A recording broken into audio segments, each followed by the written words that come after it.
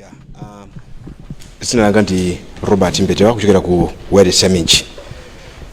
Timafuna timvesese ndinu Vice President wa chipani cha Afford. Pada kali pano position yanu ndio tichani mwatuluka mu chipani cha Afford. Zembwambire. Ya please ya kama yanka zikhale kuti mafuso alipo angapo.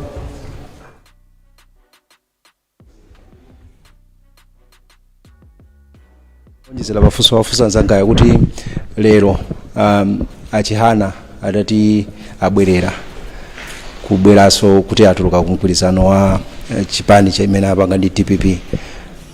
Inu mupitirira kukhala nawo ngati membala wa Afford kapena you have completely lost trust in him, his integrity as you put it?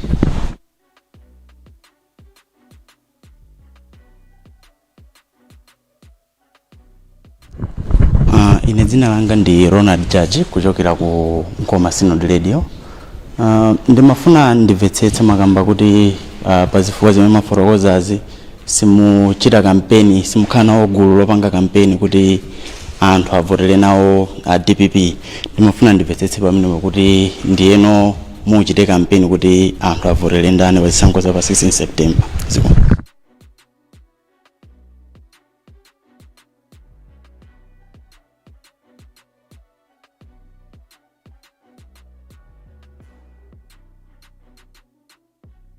Dzina langa ndi Lloyd Mbwana kuchokera ku Malawi Post. Ndi kuonjezera zimene afusa nzanga.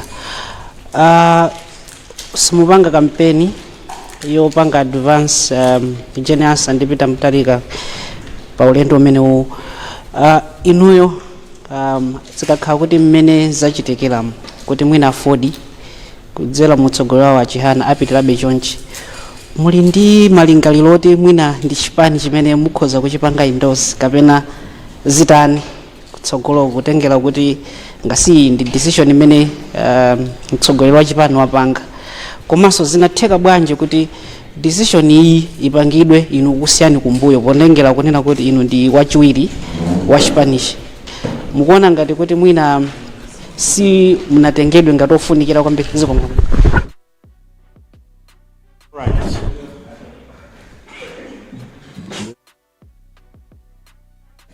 Okay, dzina ngandi taonga Sabola Magwenya Chiro Times Group.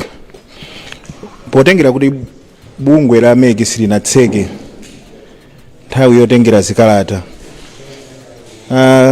Inu ngati Afford muli ndi malingaliro okatengaso zikalata zomwe zingapangitse kuti mukaime nawo pa ballot pamene a president anu alowera kumbali ya DPP zomwe? Ndipeleke kwa Commander in Chief, Komaso the table to respond to mafuso amene afusidwa. Ziko kwambiri mafuso amene afusidwa pano. I think ndiyankhule chichewa kuti mwina amalawa amvesese bwino. Choyamba statement ili clear kunena kuti a president Alliance for Democracy ni muntu wabwino kwambiri, ndipo wagwira ntchito yotamandika kuchizusa chipani chimene chipani sogolo lake sizinali kuziwika bwino. Pachifukwa chimenechi chinali chophweka ndifikira kuti tigwire ntchito limodzi, ndinanena kuti ndinowomasuka kuti tigwire ntchito limodzi. Zifukwa zonse tinafotokoza siku limene tinkapanga mgwirizano. Ndinaitanisa Atolankhani, ndinafotokoza kuti tigwira ntchito limodzi ndi cholinga choti timange Afford wamphamvu. Pazifukwa zingapo zimene tinaona kuti Afford yakhala ikufoka mphamvu, chifukwa chimodzi chinali chonena kuti Afford yakhala ikulowa migwirizano yoti simapanga contribute kumanga Afford. Mapeto ake migwirizano yoyo ndimene imapwasula Afford. Chimachitika migwirizano imapanga overshadow agenda ya chipani cha Afford. That's why enafe taona usogoleri wa nzeru wa Comrade Enoch Kamzinge Nchihana. We said tigwire nawo ntchito tilimbikise chipanichi. Chifukwa chipanichi whether winner afuna safune nchipani chofunikira pambiri ya demokrasi ya Malawi. So strategic plan ya afford, one of the threats imene tinaiona as a threat kuchipani chatu kuti tisakure chisakaye champamvu ndi ma alliance opanga ngati amenewa. Naperekapo zisanzo. Now titagwirizana agenda inaliyo titie timange afford ikale ndi mphamvu. Koma panopa tikuona kuti mwina tapangaso mistake imene yakadai kuchitika kumbuyoko. Amati once beaten twice shy. If we were once cheated as a party, tinanamizidwapo. History sunga fufute oro antu atayesa kuisinta motani tinanamizidwapo. How sure are we that chipani chomwecho ndi usogolero mweo this time around they are going to obey or follow the dictates of their alliance agreement?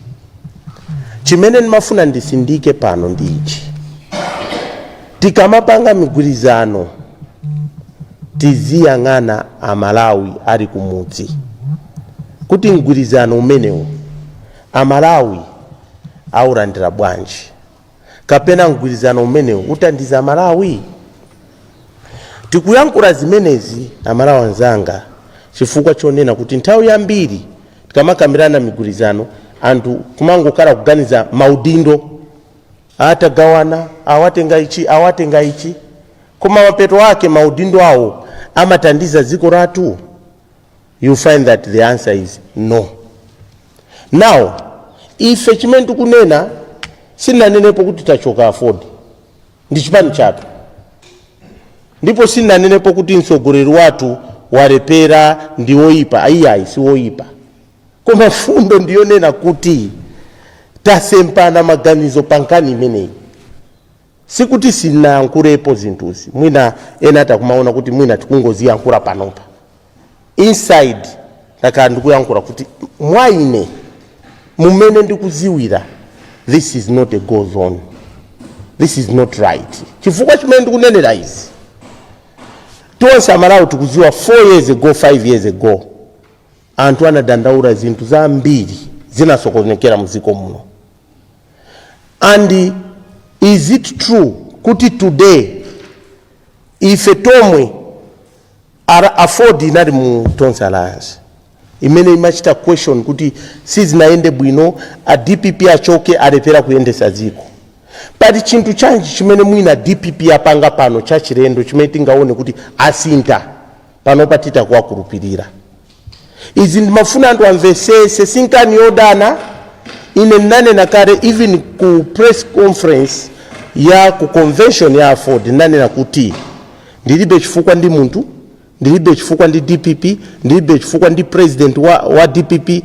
And nkhondo tinamenya mu 2019 sinali personal, panali zifukwa zimene tinapangira choncho Amalawi. And chifukwa chimozi ndichoti my gen answer anaononga zisankho zinapezeka ndi TPEX. Nanga zinthu zikaonongeka kapena zinthu zikabedwa kuyankhulapo ndi mlandu. Amalawi they are the best judges. Now inuyo can you imagine Amalawi anzanga nonse kumene muli, come in my shoes. I led the struggle and I faced my challenges ambiri. Misampa yoti andipe yosiyana koma Mulungu kumwamba aliko ndili moyo paka na lero. Now agenda asa umwe ajamene timati mwaononga zisankho. Ine Timothy Mtambo ndi parari ndikuti join answer muvotere.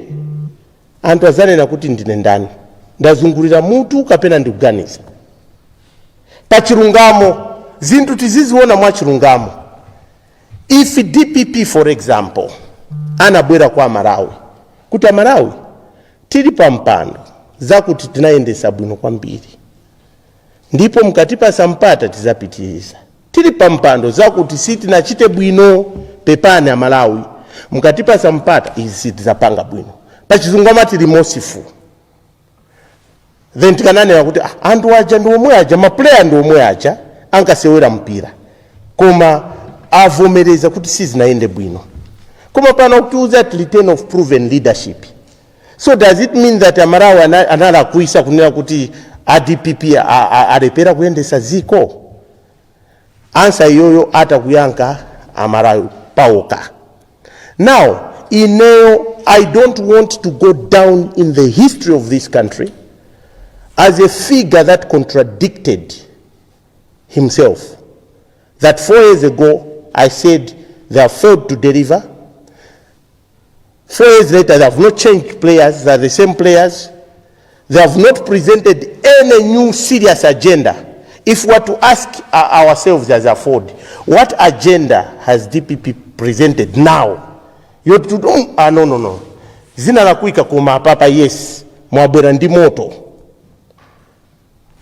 Maybe Marabians are the best judges. Mwina mwamvako ka agenda kuti ineyo sinanze, but it is on principle. And sisi kutantauza kuti ife tukunena kuti afford isapitilize zimene kupanga. Si majority rule. Kunali neki andambile anati tugwizana nazo. Tikumvana? So, the few, we know what democracy, imaremekeza the majority, ndipo imaremekeza the minority, kuti naonso ma views yao ayankure. Ineo ndinaona ndia zinzanga hao, kuti tiyankure, pamawa muzidabo kuti mwina bwana atu, alindi guru la DPP, ife paribe muzidi, chukuchitika nchani. Paja propaganda ntomati, they are not seeing eye to eye, ayambana. Ine president ndine siti na ambane china chilichonse. Ndima atenga ngata chimwene anga, and pandare ndima punzia zintu zambiri kwa iwowo. Koma leo nwangofuna ndene kuti pankani yogwira ndi DPP inesi ndigwirizana nazo chifukwa DPP ndiyo mweija mwina kana gura ma players abwera kwa nyuwani kanane kuti kwa bwera nyuwani lero rino taunaso kwa bwera comrade Jane Answer amene nditu oro mwana wangono mkamufunsa maziwa ati kunali mavuto kuno tinata ndrama zankani sango ziwiri chifukwa sango zatu anapa ka Tipex. So nimafuna timvesesane kuti ifeo tilibe option enata muta kufuna ndani chifukwa ndu mmakonda kutiika maunkamwa kuti ngatakana which means therefore B. Pano ife sitina nenepo kuti tukufuna wina wache. Chimene timafuna is to have a strong afford to support agenda ya president watu ayenda ziko ronse kulimbikisa chipani. Chimene tukufuna to have my MPs ampamvu ku afford otazitandizira ku parliament ngati mmene afford inalipoyambirira. Ndawa ukamanena kuti simpanga campaign for our mpangira campaign ndani my MP afford aliko akatifuna makansara ma MP tizipita si ya president atusa kuima pa president. So panopa tasara ndi makansara ndi ma MP oti tita kupanga campaign. I think he council mwina mutoka ndizi wizi start sonjeze ziko. I think Zambia in the only points that I would raise is I think there was a question. I think the last question was are you then going to collect nomination forms and is anyone going to stand? There is only one president in the Alliance for Democracy and we respect that. We have a constitution and as Comrade has put it, we are a democratic party. I think one of the first. That name is just not there on paper, it's on the ground, and that's why maybe in other parties you wouldn't find people that would come out in the open like we've come out to contradict their leadership on a position. In Afford we are able to do that. We're able to do that because we understand that our president as well respects the values of democracy. So our party is built on that. We are not intending in any way to have a coup. To take over the leadership of Afford. No, Afford belongs to us all, but one leader at a time, that's what they say. And our leader as of now is Honorable Chihana, and we respect him for that. We will continue respecting him for that, for who he is and for what he's done for the party. So there's nothing like anyone is going to stand. If the president has chosen that he is not going to stand, and for good reasons, nobody else is going to stand, because nobody else has mandate to stand on behalf of the Alliance for Democracy. I think I wanted to clarify on that one. Yeah, thank you so much, Council. I hope we have come to the end of our presser. I hope you will do an interview, I think, after a day. So let me once again thank the whole media team for being present in this press conference. I hope Malawians, they are communicated the message that was brought here by Honorable Timothy Pagunachi Mtambo. Let me also thank the team from Afford and then from CFT for availing into this press conference. Once again, thank you so much, the media, for being present, and the whole team from Afford and CFT.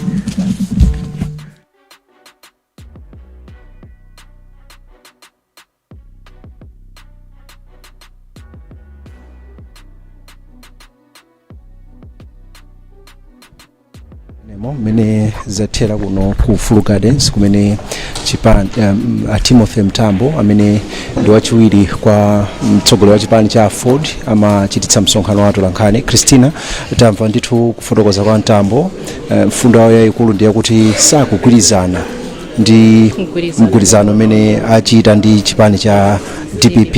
Zifukwa zawo afotokozadi zifukwa zake, afotokoza kuti iwo sakugwirizana ndi mgwirizano umenewo chifukwa cha mmene chipani cha DPP chinapangira mulamuliro wake. Akuona kuti iyayi nthawi imeneyi anazunza Malawi, kufotokoza mawu amene Mtambo afotokoza kuti ayi DPP nthawi ya ulamuliro wa DPP anthu anavutika, kunali umphawi, boma silimayenda bwino, governance sizimayenda bwino ndi zina zotero, ndithu kuti zinthu sizimayenda bwino mboma. Ndakuona kuti mgwirizano sungapindulire, anthu sangabwererenso kupitanso ku boma lotsogozedwa ndi chipani cha DPP mokhala mu mgwirizano ndi chipani cha Afford. Ndi mmene afotokozera kuti iwo sakuona kuti sakugwirizana ndi mgwirizano umene chifukwa chakuti mbuyo muja mu chaka chimenechi cha 2019-2020 ankapanga zionetsero zimenezi ankatsutsana ndi boma lomwelo, ndipo pano sangabwere kuti iye ndigwirenso ntchito ndi boma limene ndinalichotsa, limene ndinkatsutsana nalo, limene silinkayendetsa zinthu bwino. Afotokozanso kuti sakugwirizana ndi mgwirizano umenewu chifukwanso cha kuti DPP yasankha Ajeni Ansa kukhala running mate. Ndi akuona kuti iya Ajeni Ansa amene anayendetsera zisankho za 2019 sanayendetse bwino, ndi sakuyeneranso kuti chipani cha Afford mwina chigwire ntchito ndiwo. Akuti akukambanso Mtambo kuti sanatuluke yayi kwa Afford. Atsindika kuti sanatuluke, ndi panali funso kuti simunatuluke ndi muzitani. Zikuoneka ngati chipani ichi panopa chilibe ochiyimira kapena presidential candidate, palibe ochiyimira pa chisankhochi chalwano mu mgwirizano ndi DPP, ndi muzitani. Ndiwo akuti iyayi pakakhala kuti pali makhansala kapena aphungu akufuna kuti awathandize, iwo alipo ndithu azipanga kampeni azayapangira aphungu ndi makhansala. Ndiye pano chimene chasala nchokuti mwina azigwira ntchito ndi aphungu achipani chimenechi cha Afford, komanso makhansala amene akufuna kuyimira ukhansala, komanso amene akufunanso kuyimira uphungu. Yeah, izikuma kwambiri Christina chifukwa chotambasula ndithu zimene akamba Timothy Mtambo. Ndi menemo mene timalizire motero kuno ku Full Gardens kumene Timothy Mtambo wachiwiri kwa mtsogoleri wa chipani cha Afford anachititsa msonkhano wa Atolankhani kufotokozera ndithu zifukwa zawo zimene sakugwirizanirana ndi mgwirizano umene chipanichi chachita ndi chipani cha DPP. Kuchokera kuno ku Full Gardens kumene timakupatsirani zonse, ine ndi John Paul Kayuni, nali ndi mzanga Christina Chiwotha kutambasula zonse. Sitinali tokha kuno, tinali ndi Yobu Kumwenda amene amajambula zonse kuti zioneke pano, komanso Dave Mpinganjira amene amajambula pamakina panali Andrew Michembo komanso Hudson Bisani ndi Sosten Mpinganjira. Amene anatiyendetsa kubwera kuno ndi a Eric Hema. Khalani pomwepo, pitizani kuonera